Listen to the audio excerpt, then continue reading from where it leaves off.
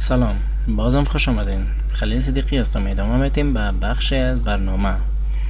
البته منوی پروژکت است. منوی پروژکت بیشتر بالای از پروژه خود پریمیر بحث میکنه. میم در بخش پروژکت، بخش اول پروژکت ستینگ که در شروعی از برنامه ما و شما کار کردیم به این شکل و یگانه چیزی که جدیدن به نظر ما میرسه اکشن اند تایتل سیوریا.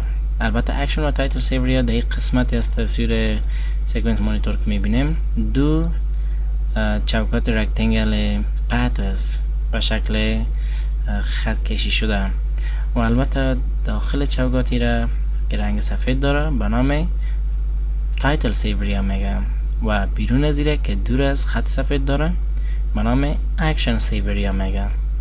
شما طوری که میبینین فاصله بین این دوتا تعیین شده 20 در 20 از لحاظ هورزنتال ورتیکال، 10 در 10 از لحاظ هورزنتال ورتیکال. خب اگه ضرورت بود شما میتونین خودتون قیمت گذاری کنین، اما استاندارد نرمال فعلا امی خوبه.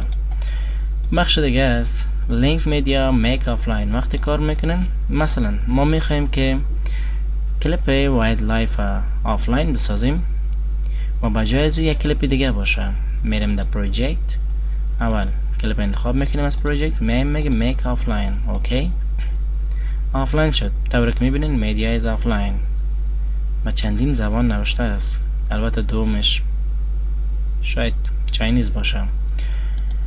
موضوع دیگه است به نام لینک میدیا. میخوایم با اینمی آیکن از کلیپ یک میدیا یا کلیپ دیگه، ویدیوی دیگه را ما لینک کنیم. لینک میدیا میگیریم از طریق و رایت کلیک هم میتونیم لینک میدیا بگیریم به این شکل. شما کلیپ جایی که داشتین انتخاب میکنین،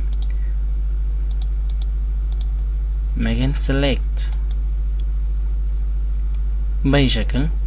موضوع دیگه از به نام اتومات تو سیکونس. وقتی کار میکنین شما اگر بخواین که ما یک کلیپ مستقیم اتوماتیک در سیکونس استفاده کنیم، البته این بیرو باره که دلیت میکنیم، میایم اینجا و میریم در فایل، میگیم امپورت.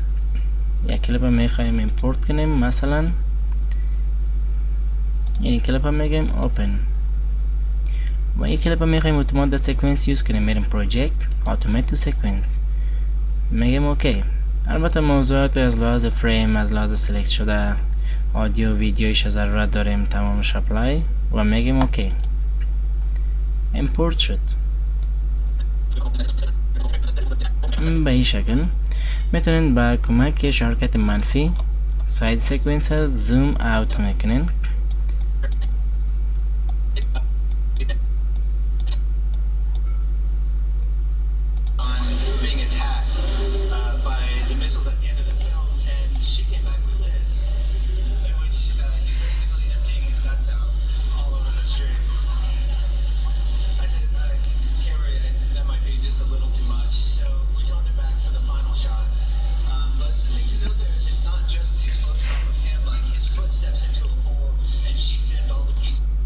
خب البته پشت صحنه از فیلم ترانسفورمرز طوری که میبینین، پشت صحنه از فیلم ترانسفورمرز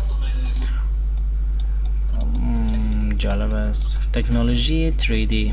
خب میایم سر موضوع از import batch list، export batch list. وقتی شما کار میکنین میخوایم که ما در بین مقدار از موویا اینا را پیش خود اکسپورت کنیم باعث یک لیست، وقتی ضرورت بود پس اونا رو به دست بیاریم. البته چی میگه the current selection does not contain any project items. البته طوری که میبینین ما در سیکونس از بیشتر از کلیپ ها اینجا استفاده نکردیم. ما میخوایم که این قسم اکسپورت کنیم که بیشترین از کلیپ در اینجا استفاده شده باشه، مثل color matte، مثل transparent video، مثل transformer، مثل universal counting ladder. ما میگیم میره اکسپورت کو باعث یک لیست.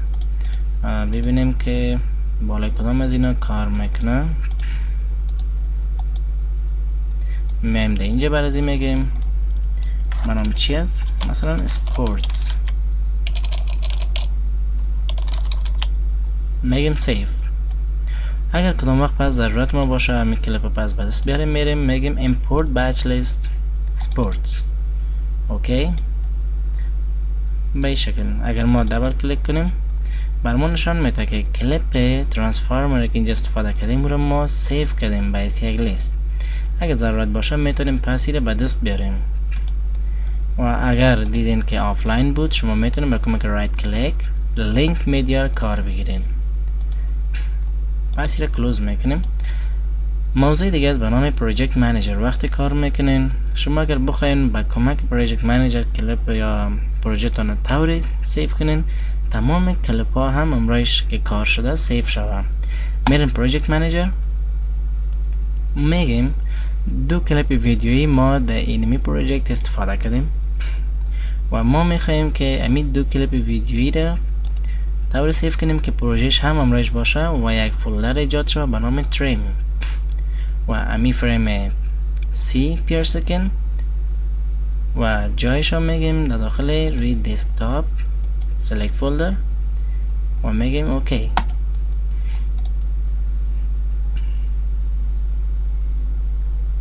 مینیمایز میبینیم که یک فولدر ایجاد شده به نام تریم. دبل کلیک میبینیم پروژه از پریمیر است و دو کلیپ است.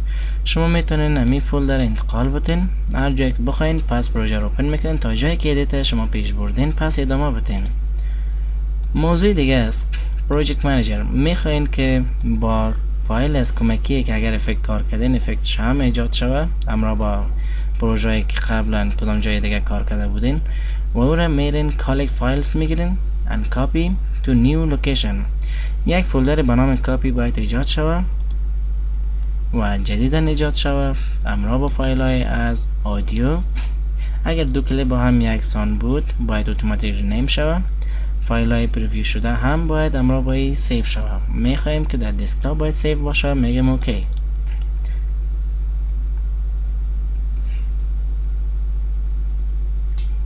مینیمایز کلوز میبینیم که به نام کاپی یک فولدر ایجاد شد. وقتی رو اوپن میکنیم در اینجا میبینیم که دو فولدر جدید هم هست